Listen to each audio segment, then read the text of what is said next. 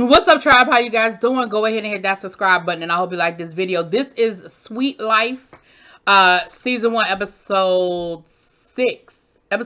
So listen, it is, and I was calling her Talon, I think. Danny Dylan. Talon is who we talking about. It's her birthday. And remember, we had said that earlier in the season, she talked about that she was doing a big trip for her birthday. 26 of her friends were going. They were renting this beautiful, huge house down in Mexico, and she was ready to get it popping. So this is the episode where those episodes start. Now, first of all, let me just say this. I knew we were in trouble when she said that these are all her best friends. No, ma'am. No, ma'am. You don't have the bandwidth to entertain 26 best friends. First of all, some of these people are not even your friends. They are boyfriends of your friends. So they might be people you know. They might be people you cool with, but they not your friends. You wouldn't know who these people were if your friend wasn't dating them. So you could take them off the list. Those are not your best friends. Then you have your good friends, and again, you can be good friends with these people, but they're not. These people are not all your best friends. So I knew then that we was gonna have a problem, because you trying to blend friend groups that you think are all your best friend, and that's part of the problem. Because here's the other thing: they all think they're your best friend too. So we already had a little cattiness going on with oh shoot, the one that just bought the house. She was already feeling some kind of way. Her name starts with an A. She was already feeling some kind of way about some of your other friends, and you know, them thinking that talking about someone who's sitting at the head of the table. I said, see, we in trouble. But neither here nor there. It was nice. They all had on matching outfits for the birthday, and Jordan booked a private jet. I said, you better do that, Jordan. Now let's be clear, Jordan writing that shit off on his business, because you know Jordan is the one that owns the clothing line. But I ain't even mad at you. Listen, Jordan, call me. You book jet for me for my friends for our birthday shoot. But I was definitely here for it, and of course everybody, you know, was impressed by it and enjoyed it. They got to the house. The house is absolutely positively gorgeous. I mean, gorgeous. I mean, they have a private beach, of course, the pool, the waterfall. I mean, gorgeous. Now, almost as soon as we get there, we see one of her friends, Cassie, I think her name is, or Callis. Now, we have not met her prior to this, because she's not really on the show. She's just one of her best friends. And she said that they've known each other going back to high school, and you know, they've run in the same circles and all of that good stuff. We see Robin, we see Ashley, Candace is her name, Candace, and her boyfriend Keelan, and a few other people that were there, right? But again, altogether it's 26 people. Now, Miss Cassie, I just said her name and I forgot it. That Candace seemed like she drunk before we even get drunk. Now I'm thinking might be something else going on with Miss Candace, but she's definitely drunk. To the point where by the end of the night, she is literally bent over throwing up. Okay? Now her and her boyfriend are there, and Talon is concerned almost from the door about her. Because she knows she's a little bit extra. She's a little eccentric. And her name isn't Ashley, y'all. Oh gosh, the one that just bought the house. Lord. Her boyfriend didn't come. Now listen, her boyfriend is a teacher.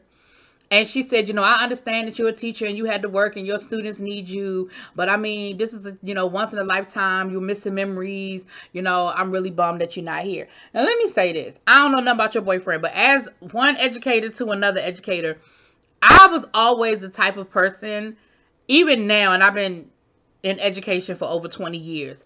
It is very hard for me to wrap my brain around taking off for weeks at a time during the school year when I have the whole summer plus Christmas break plus spring break to make those types of arrangements. And I know everything doesn't fit in that bubble. I get it. I've been invited places that take place during the school year and I don't go. Honestly, I don't go because that's just me though. I ain't speaking for your boyfriend. I ain't saying that that's what his reason is. I just know for me, it's hard for me to do that. So I understand it's disappointing for you.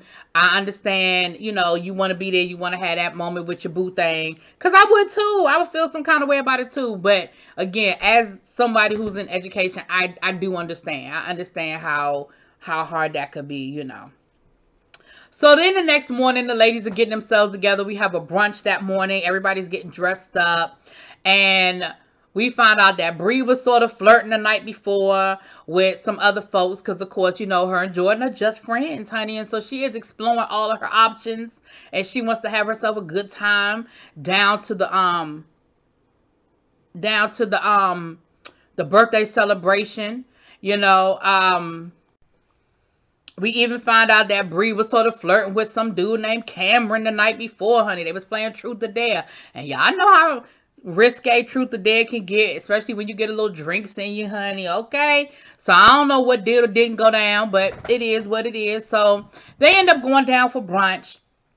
And again, a beautiful brunch outside, by the side, and everybody comes down and they dress for the day and all that good stuff. And Tylen comes down with her boyfriend and they get started with brunch. And here come Candace and her boyfriend and they are late. Now, honestly, I wasn't immediately upset or I didn't immediately feel no kind of way about that because I was like, okay, everybody was drunk the night before. They had a little bit too much to drink. It's not a big deal. But it immediately made Tylen upset because, again, you have a history with this girl. And so you know her for her works. So you understood that this wasn't just a one and done situation. You felt like this was going to be a situation the rest of the time. Okay? Again, we got a little bit of a catty moment, at the table with people trying to figure out where their place is next to Tylen. Because again, everybody ain't your best friend. Everybody ain't your best friend. Then we had a conversation. We had PJ and Becca, Jordan and Bree and a couple of other people. And they got to talking about sex and what they like in the bedroom and what they don't like in the bedroom and what they expect in the bedroom and what they don't expect. And they started talking about oral sex and this and this. And PJ is looking very uncomfortable. And he says in his, he says in his confessional, like, yo, Becca, like, we just getting to the point where we kind of talking. And, I'm a very private person when it comes to what I do and who I do it with and what it look like and what it don't look like. And I'm a little uncomfortable with her being so open about sex. Like, and I didn't take it as him being a prude. I just took it as what happens in the bedroom stays in the bedroom. And why are we sitting here talking about what I like and what I don't like, what a man does and what he don't do, and what I do and what I don't do on the first date, second date, third date. So I could definitely understand, but PJ felt some kind of way about it, honey. So later on in the day, Bree takes some time out. She takes some of the people down to the water so they can start taking some pictures with her new product. She's starting, remember she's starting her skincare line, and she said that, she's been mixing it up and all that good stuff, and she wants to take some promo pictures so that she can post it onto the website when they get back, so she can kind of launch her business a little bit. And they took some really nice pictures, and Jordan was there with her, and he said, he thinks it's really dope that she's, starting her business, and she's, taking it seriously, right? Now, while that was going on, some of the other ladies were getting massages and, out by the waterside, they're getting massages. And again, they just having light conversation, talking a little bit about this and a little bit about that and, enjoying this and enjoying that. And,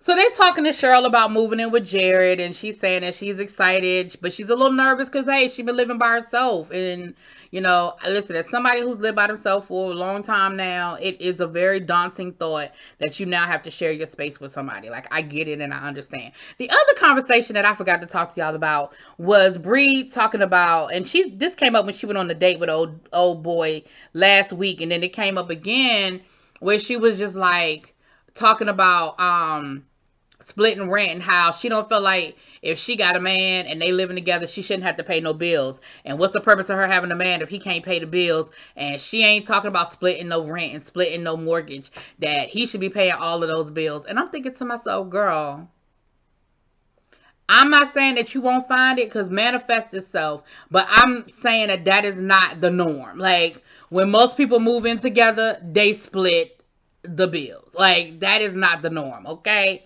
You might run into the man that can afford to do it and pay all the bills, and listen, you do you, and I hope it works out for you. But I just felt like that was a really dumb reason to not date somebody, because he expects you to pay half the rent. I mean, she was like, I mean, I could have a roommate for that. Anyway. So when they got back to the house later on that night, they were having a tequila tasting. And I think Jordan set this up. And again, this was supposed to be a nice moment. Again, everybody was dressed up, you know. They had the guy come in who was going through the different types of tequila. If you've ever been to like a wine tasting or a whiskey tasting, and they go through the flights and they explain each one, they have you, you know, take a little sip of it and let you taste it and identify. Yeah, I know what I'm talking about. So they was having some grown folk moments. And who comes up late again? Candace and her boyfriend. And they are drunk again. And again, are they drunk or they drunk? I don't know if they just drunk or if they just drunk, but you know what I'm saying? And Tyler immediately gets upset. Jordan tries to get them to calm down and be a little, you know, respectful, because they do sort of blow the whole mood of the moment. Like, everybody was having a good time. They were enjoying themselves and having a whole sophisticated moment. And they come in there, they still got on their damn bathing suits from earlier in the day. And like I said, they are drunk. They are loud. They are silly. It's a little disrespectful.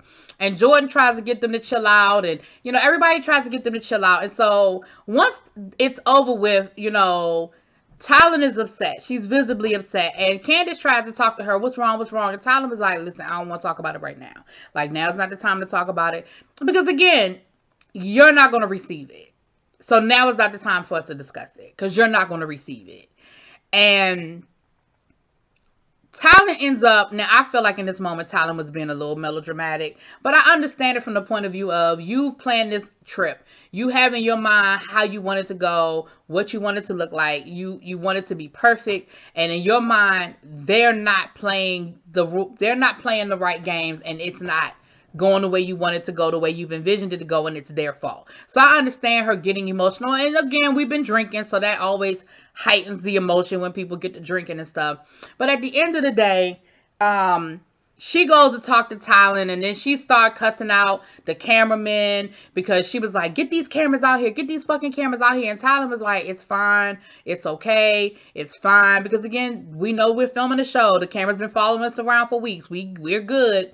And then you hear the producer saying, hey, don't cuss at my cameraman. Like, don't do that. Don't cuss at my cameraman. And so it turned into like a whole situation. And Tylen is just crying and upset by the whole thing. And, you know, again, everybody is sort of looking at Candace as, you know, this is what she does. This is what she does. So again, I go back to, then you know what you got with her. Like, you know who your friends are. To expect them to be anybody different or do anything different is not fair to them. Like, if you notice, what she does is she get drunk, she's obnoxious, she late to everything, she causes a scene, then maybe you shouldn't have fucking invited her. Like, you legit got 26 other people there. Like, you didn't have to invite her and her boyfriend. You know, and she did come up to try to talk to you and try to clear the air, and you won't talk to her. And you won't talk to her because I get it. You mad. You don't want to say something that maybe you don't mean, or maybe you just don't feel like you feel like it's going to fall on deaf ears. Like, I get all of that. But at the end of the day, you can't be mad at her for being who she is when you know who she is. That's how I look at it. Like, anyway, y'all let me know what y'all think. Drop it in the comments. Peace.